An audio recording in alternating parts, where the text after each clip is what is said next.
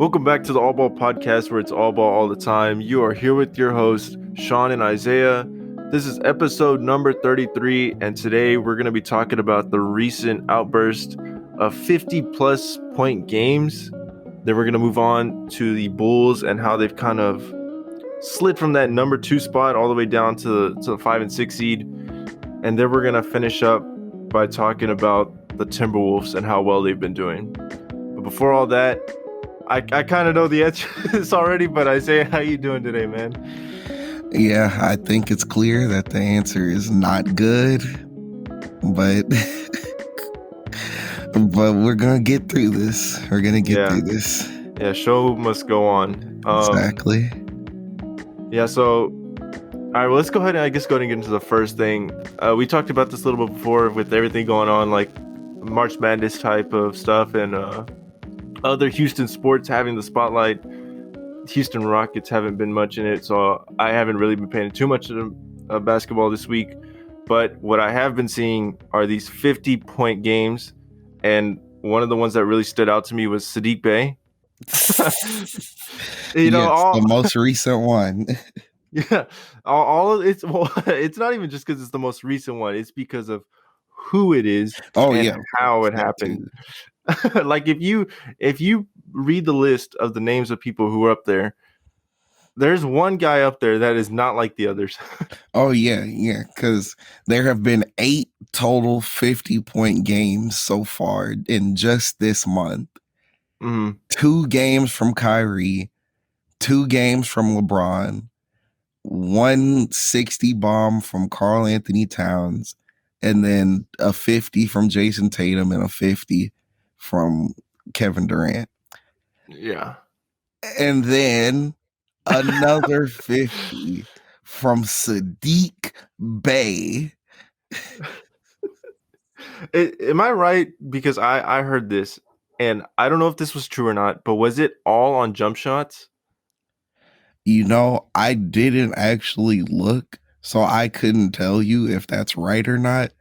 But I know that he made 10 threes. So. Yeah, I saw that. So, yeah, that's crazy. If it's all on jump shots, not a single layup or anything, I mean, it could. This is a pretty far stretch, but could you see him being one of the building blocks in Detroit? If he could do this, not consistently, because nobody's scoring 50 consistently, yeah. But if he could produce respectably consistently, then I think he absolutely could be a building block. But again, this is just a one-off game, so we need to see more 20s and 30s on a regular basis on good efficiency before we can make that kind of determination. Yeah. And it's crazy because with these 50-point games, it just felt like it came out of nowhere. Like how you said, there's already been like, what, eight this month? Yeah, 8 in this month alone. I mean, I don't know the number, but I wonder how many like 50-point games have been throughout the whole year and then versus March. Yeah. If we were able to look up a total for the whole year, it would, first of all, it would be heavily loaded towards this March alone. Yeah. Like it was so out of nowhere the way it just picked up 50, 50, 50, 60, 60. The 60, 60 is the craziest part. Karl Anthony Towns comes out, has a spectacular night, drops 60. And then Kyrie comes out the very next night and drops 41 in the first half. Oh, man. Kyrie was not someone who I expected to drop like even 40 plus. The fact that he got 50 was pretty crazy. Oh, wait, was yeah. It was 50 or 60? He had a 60. He actually had, because he had one game of 50 and he had another one of 60. Yeah, so the fact that he dropped, regardless of either the fact that he had more than 40 was crazy. Now Kyrie, Like I know what Kyrie could do. He's a great scorer, but with everything going on this year, and how he's only been able to play a certain amount of games, I didn't see him dropping 40 plus. I would have expected more someone like Harden or Embiid to, with them being the duo at the moment, to drop like 40, 50 plus. Well, Embiid has still been dropping plenty of 40 pluses, Hmm. but So, the 50 pluses, I would never expect that from that duo just mhm, because it's the two of them. Unless James Harden was just playing terrible and then Embiid is just picking up the slack, he's carrying the team, and it's a game that they really want to win. I mhm. don't see one of them dropping 50 because of the way that they have to share the ball. I'm surprised Giannis didn't drop one either. Yeah, I think he dropped one earlier this year, but Hmm. just not this month. I'm sorry. I guess I could say I'm surprised he hasn't dropped more. um, so you were talking about Cat. Do you want to go ahead and transition since we were talking about Cat to the Timberwolves? How well they've been doing? Yeah. All right. So the Timberwolves, as of recently, have been winning a lot of games. They embarrassed the Lakers. Eh, Um, what do you think it is? Because a lot of it to me has been maturity, like Hmm. growth and maturity, but also a lot of luck because finally, like we've talked about this year, they're healthy. Hmm. And I think that is the number one thing that I would attribute to this Hmm. is that this season they've finally been able to be healthy and play as a team for more than just 5 games. So it really allows them to build up that chemistry, get to know each other's strengths and weaknesses on the court a lot better. And just overall, it builds an extra level of chemistry so that when you face adversity, you can overcome it a lot better. Hmm. So I think first of all, the fact that they also just embarrassed the Bucks, that says a lot about this team. Granted, Giannis wasn't playing, Hmm. but still, we're talking about the reigning champs nonetheless. Right. And the big three there, Russell, Edwards, and Cat, like those guys, their stats pop out in a box score. But the other two starters in Beverly and Vanderbilt, no, Hmm. those guys' stats don't really pop out, but I think their impact on the court is so valuable, especially Vanderbilt, Hmm. because he has good defense to where his Cat, well, we know about his defense. It's not the best. Um, I think he really picks up for Cat. They have guys that complement their stars Hmm. in what the stars lacking. Exactly. Because even though Patrick Beverly, he gets a lot of disrespect from players and fans alike. He is another defensive minded guy. And Hmm. so having him out there also helps to counteract the offensive heavy big three that they have. And actually, another thing is that D'Angelo Russell has been a surprisingly good defensive leader this season. Hmm. Yeah, they even got like Beasley coming off the bench as like a Mhm. microwave type guy. Um, so I mean, I'm just looking at the box score. Even guys like Torian Prince and Nas Reed yesterday dropped 14 each. So I mean, could you see this team actually winning a series in the playoffs? Mm, winning a series is a tough ask. Hmm. I could definitely see them winning their play-in matchup, whether Right. whether it be they face the Clippers, beat them, and they're just in, or if they lose to the Clippers and then face the Lakers or Pelicans. Either way that goes, I could see them winning either one of those games. Hmm. So I think they have a solidified playoff spot, but I don't know if they could pull out a playoff win. I can see them pulling off a playoff series win. Mhm. I think they almost have the vibe of Atlanta, although Atlanta was more of a I guess you could say at least last year they were better defensively Oh yeah. compared to this Minnesota squad. Do you think, because I believe he crowned himself this, the best big man shooter of all time? Oh yeah. I think in terms of pure skill, Hmm. he's already there. The Hmm. only thing is that Dirk is still a tough wall to try and overcome in terms of, the actual accolades along with the skill. But Right. in terms of skill, I think at the very least, Dirk is 1A and then Cat is 2B. I mean, Cat is 1B. Yeah. Yeah, because other than him and Dirk, I mean, realistically, a big man shooter that I could think of just off the top of my head that shoots well like that. Uh, I mean, Jokic still even like he doesn't compare to Dirk or Cat 3 point shooting Mhm. wise. So I mean, yeah, it definitely has to be up to them too. Yeah, Um, there's really nobody else that's truly in the conversation. I mean, I think as a sleeper, the GOAT Daniel Tice with his fadeaway threes. But Yeah, I mean, how could I forget? yeah, no, it's ridiculous if we forgot.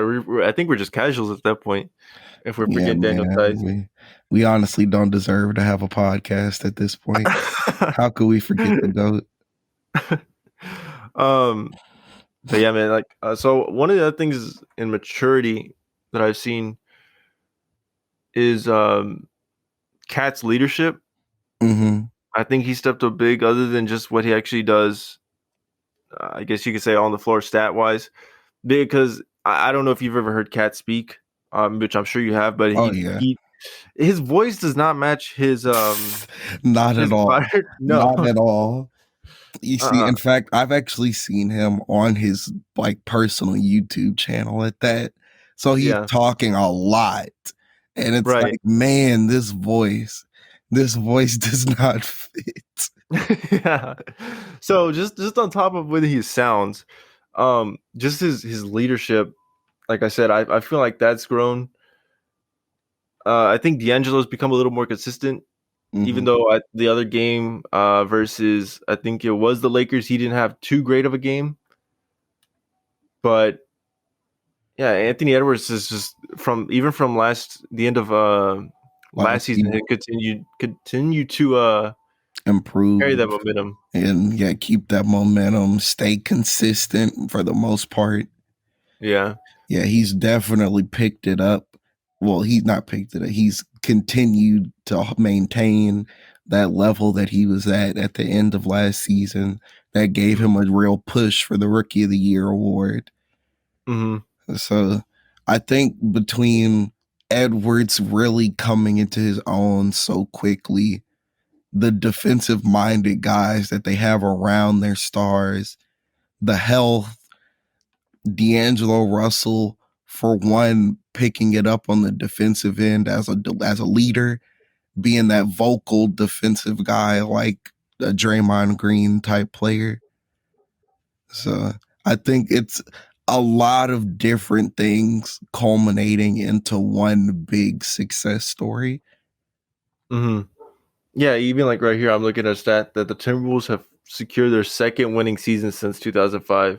So, for about a 17-year period to finally get their second winning season, I think they've shown that they've taken some big strides. And granted, they only got that one winning season before this one, thanks to Jimmy Butler. Hmm. Yeah, there's another article here that says, "What if the former Big Three had stayed together?" So, look, like reading that, do you think that this Big Three can, or do you think that this could be a Big Three for the future? I think it definitely could. I'm not sure how far into the future because, again, we're talking about two guys who have struggled with their health throughout their young careers. And then also, they're already in their mid-20s with the exception of Anthony Edwards. Right. Yeah, so I'm not sure how long this big three could be a real big three, but nonetheless, it still is a big three for the foreseeable future. Right.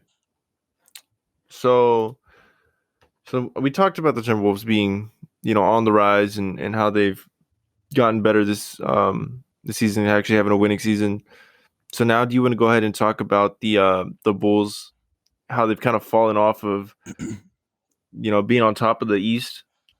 Yes, I do, because the Bulls are in this odd place where they seem to be pulling a reverse Timberwolves, where instead of being on a crazy win streak and leading a surprise team, this is a team that was surprising everybody earlier that has now started to fall off.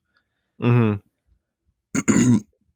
And it's not only the Bulls, it's the Cavs too have also fallen off. But let's go ahead and stay on the Bulls. I just kind of wanted to point that out too. They got Caruso back, Mm-hmm. but they've yet to get Lonzo back. Mm-hmm. And I think that's probably one of the bigger issues. They're getting Patrick Williams back tomorrow, which I think I saw that correctly, which is gonna help, at least I think somewhat. But the fact that they still don't have their starting point guard, I'm sure is hurting them a lot. Ayo DeSumo has been playing amazing this year, Mm-hmm. but I think they need Lonzo. Yeah. And then something that's really concerning about this team is that even when they did have their full healthy squad, they had a losing record against top teams and contending teams. Mm-hmm. And so it really begs the question, was this team ever a true contender? I think they still could be, just because of how well DeRozan was playing. Vooch, while inconsistent at times, he still looked all right. Levine was doing pretty great this season, and well, if when Lonzo's back, he turns into that what he was, which is that 3-and-D point guard and able to facilitate sometimes. But I think just with DeRozan playing how he was this year, I definitely think they could be.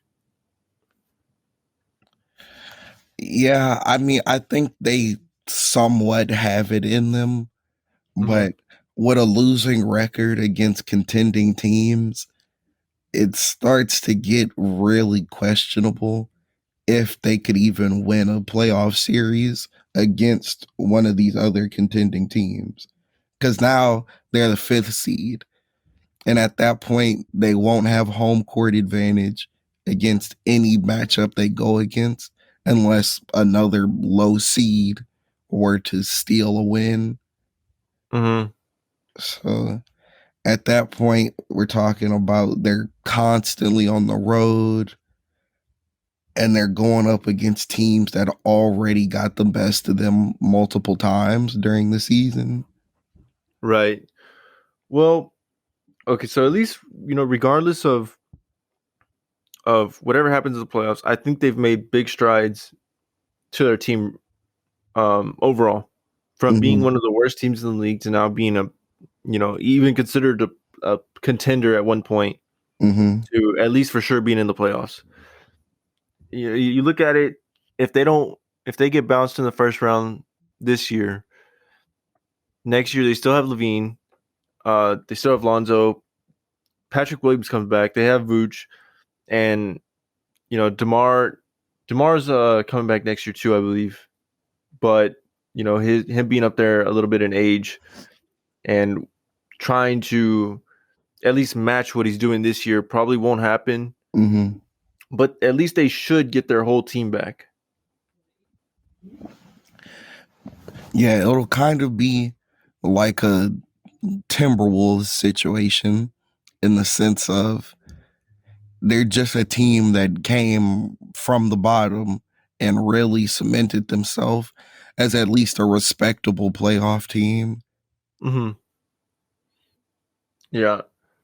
So for right now, with how they're playing, I'm gonna say they're still a contender, but they have fallen almost all the way to the bottom of the barrel for me, like contender wise. Okay. So do you want to go ahead and talk about the Cavs too? We have quite a bit of time left. Sure. We can talk about the Cavs. Yeah, because the Cavs have fallen off. They were doing well too, almost around that 4 seed, and now they've fallen back to the 6 seed. Obviously, they haven't had Sexton the whole year. Well, basically. But Sexton didn't get them to the 4 seed anyway. So No, definitely not. I'm just yeah. saying because Sexton was out, but now Allen was out, and Allen was one of the big reasons why they were having success. I believe Garland has been in and out too, right? I'm not 100% sure. I know that he's had a couple of bad games recently, though. Mm-hmm. So, do you? Okay. I was never sure on whether Cleveland was a real contender. I never thought they were a contender in the first place. I thought they were Mhm. a really good young team, but Mhm. never saw them as a contender. Like going into the season, I didn't think of them consider as a contender. I thought they were going to be, bottom of the barrel again, back in the lottery. Mhm. But going deeper into the season, midway through before All-Star break, I had thoughts maybe this team could do something. Eliminate a team or two here. As I was saying, they were basically having that Atlanta type season, to whereas I thought maybe they probably were going to be like that dark horse. Personally, I never saw him that way in the first place. Mm-hmm. Really didn't believe in this team in the start of the season. I Mm-hmm. didn't believe in them now after they've had their run. No point in there did I truly believe that they were ever going to make some noise in the playoffs. I Mm-hmm. thought they were just a really fun sort of Cinderella success story to talk Mm-hmm. about. Like, wow, look at these guys. Nobody expected them to be anything, and they came and made themselves something. And then they were going to hit the playoffs, be a first round exit, and that would just be that. So what about like predicting for next season? Do you think they'll be better, or do you think that they'll almost, like I said, be the Hawks and kind of fall off from where they were? I think it depends on what moves they can make. Mm-hmm.